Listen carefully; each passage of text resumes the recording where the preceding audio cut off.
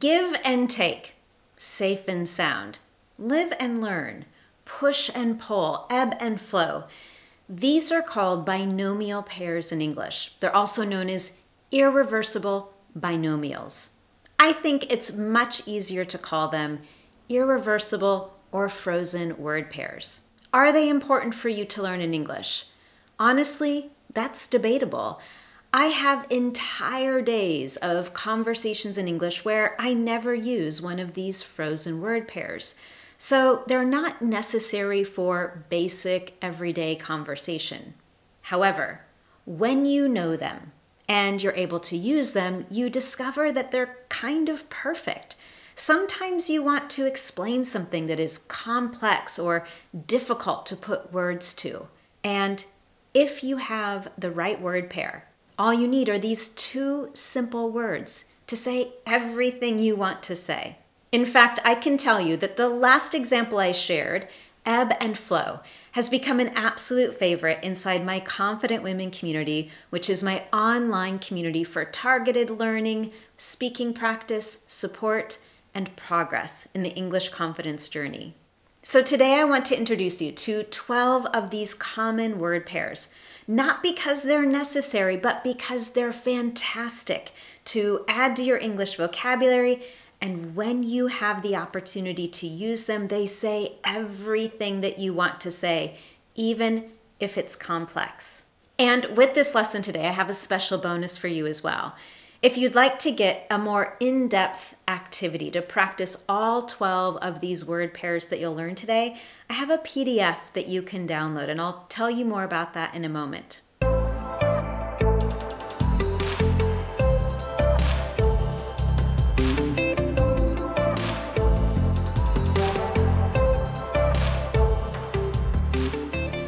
But first, if this is your first time here, welcome. I'm Anne-Marie, an English confidence and fluency coach.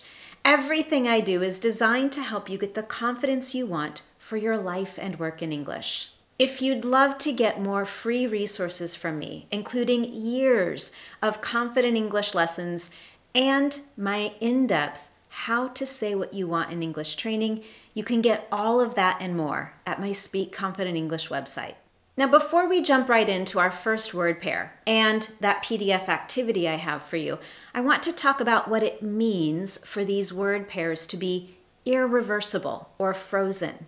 As you may have noticed from the examples I shared at the start of the lesson, these word pairs are two words that are linked with a preposition or a conjunction, and they are used together in an order that never changes. That's what makes them irreversible or frozen. We always use these words in the exact order that you're going to learn them today. In fact, if these pairs are reversed, the meaning is lost and they sound awkward. You will always hear English speakers use the pair push and pull, give and take. We don't reverse that order. So as we go through this lesson today, pay careful attention to the order of the words because that order doesn't change. Now, at the start of this lesson, I said the importance of these word pairs is debatable. You don't need them for basic English conversations. So why am I encouraging you to learn them? There are multiple reasons.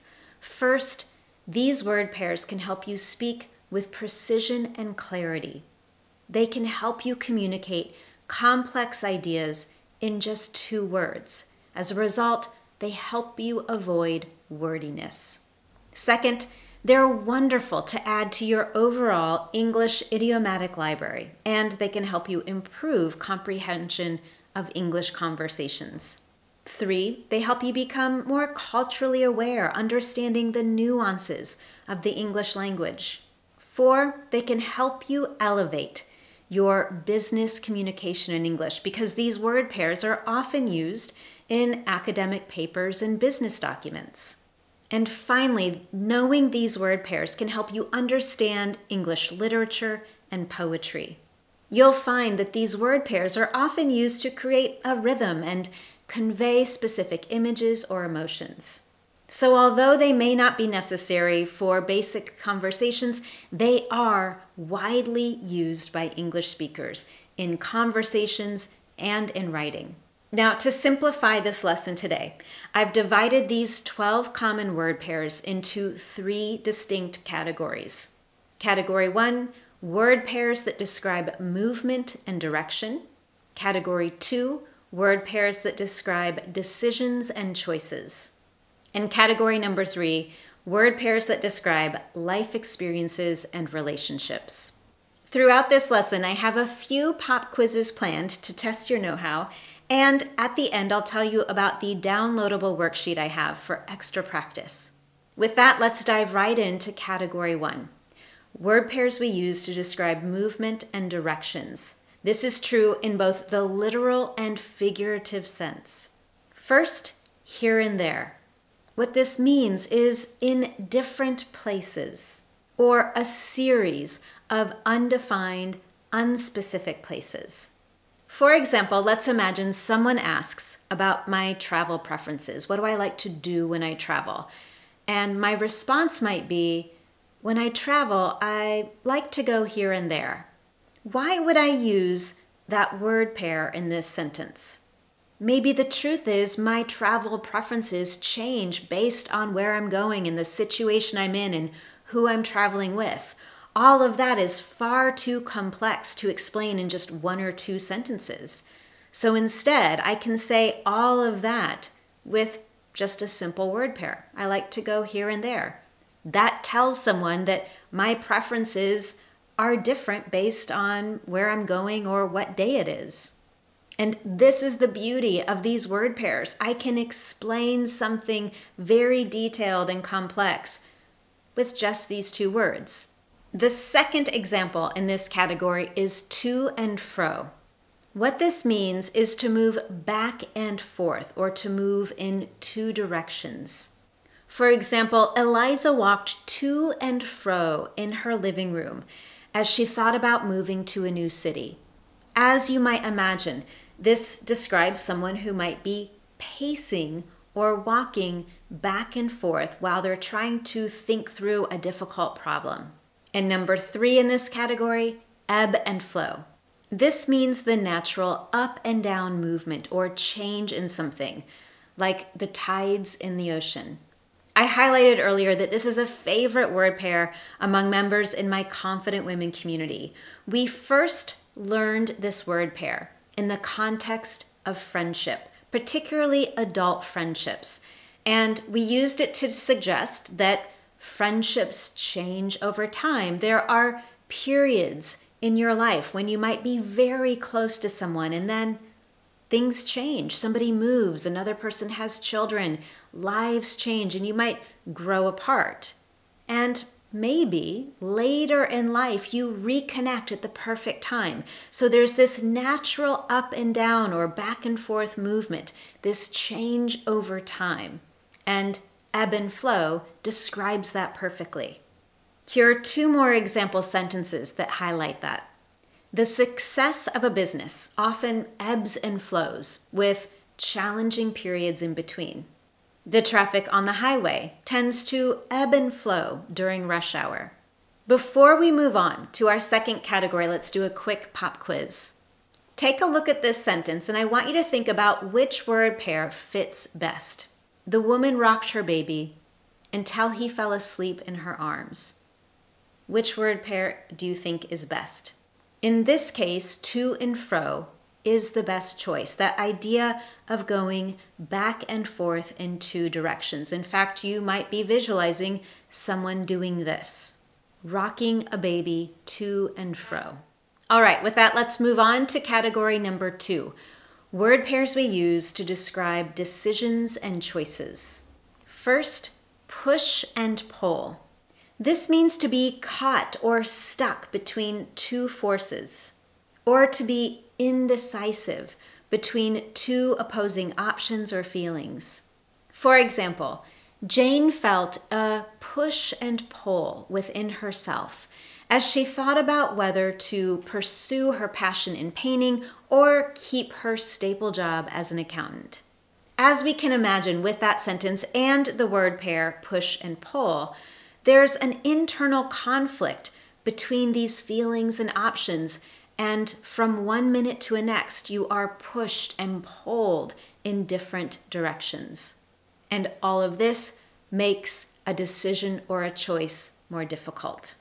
Now, before we go on to the next one, I want to talk a little bit more about this word pair, push and pull. In the example I provided, we're using it figuratively. Nothing is truly pushing you or pulling you physically. However, we can use this in a more literal way. I might try to open a door. I might give it a little push and pull and find that it doesn't move because it's locked. The second one in this category is do's and don'ts. Do's and don'ts are the rules or guidelines that tell you what is allowed and what isn't allowed. For example, in a business meeting, someone might say, before we go on to the next agenda item, HR would like to discuss the do's and don'ts of requesting vacation time. And by using this word pair, we simplify the sentence. Rather than listing all the rules or guidelines for requesting time off, we can simply refer to all of them as the do's and don'ts. Next in category 2 is all or nothing. This is used to describe a situation when you have to fully commit or not at all. There's no middle ground. There's no in between. Either you give everything you have or you give nothing. For example, in sales, it's almost always all or nothing. Either you meet your profit targets or you don't. Here's another example. He accepted the new job with the mindset that he needed to give all or nothing. In that context, we understand that he views this job as a situation in which he has to give full commitment, all of his energy and effort in order to be successful. Again, we're communicating something rather complex with just a simple word pair. Similar to this idea of all or nothing is sink or swim. This is usually used to describe situations when you have to succeed on your own, or situations in which you might fail without help. For example, when you start a new job, you have to adapt quickly. It's a sink or swim situation.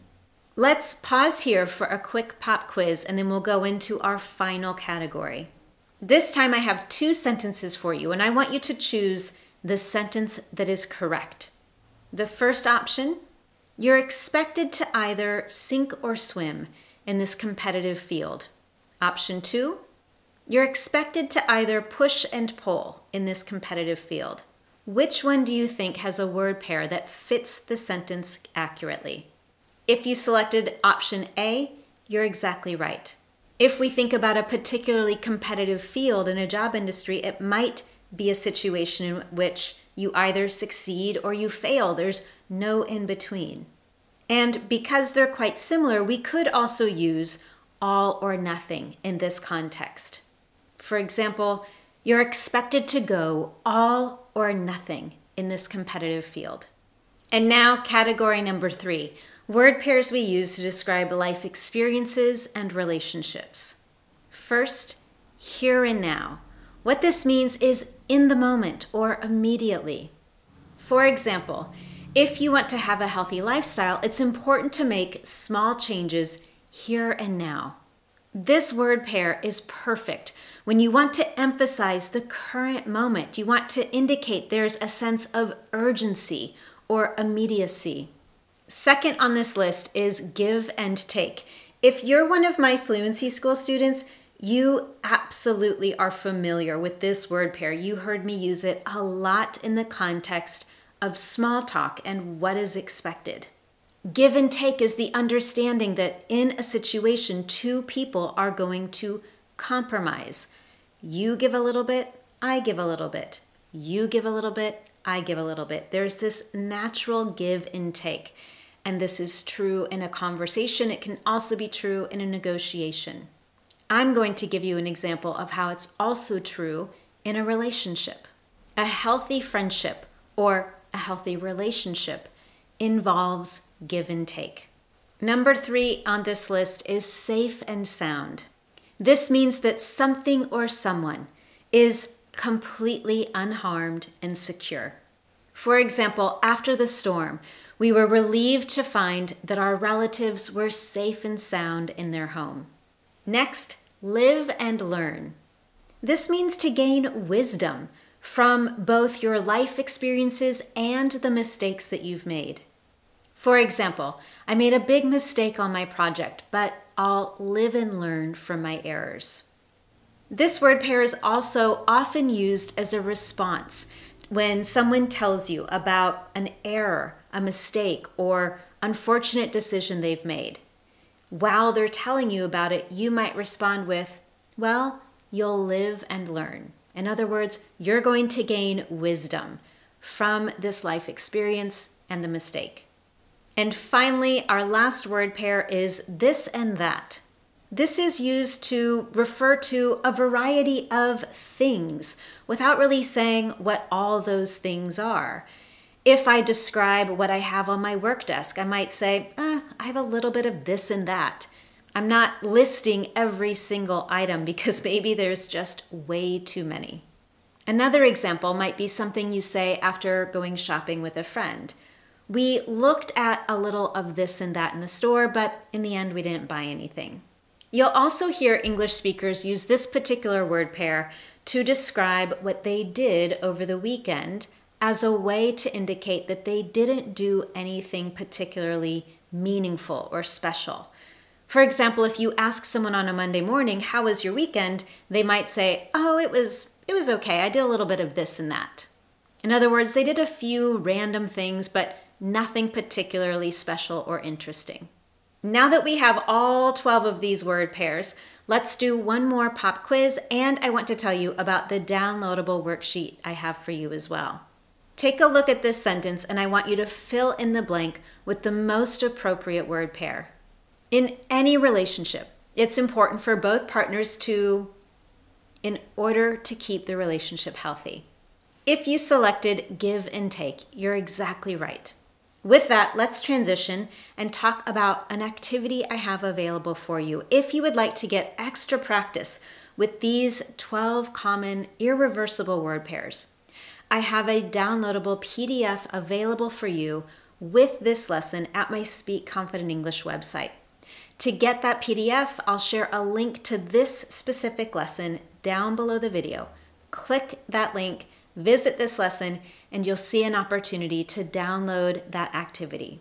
As always, you can also share examples with me. If there's a word pair on this list that you think is really fun and you'd love to add it to your active vocabulary, try creating your own example sentence. Use mine as a model and share your own example with me. You can do that directly in the comments. With that, thank you so much for watching this Confident English lesson. It really means a lot to me. And if you found it helpful, you can let me know in one very simple way. Give this lesson a thumbs up here on YouTube, and while you're at it, you can also subscribe to this channel so you never miss one of my Confident English lessons. Thanks again, and I'll see you next time.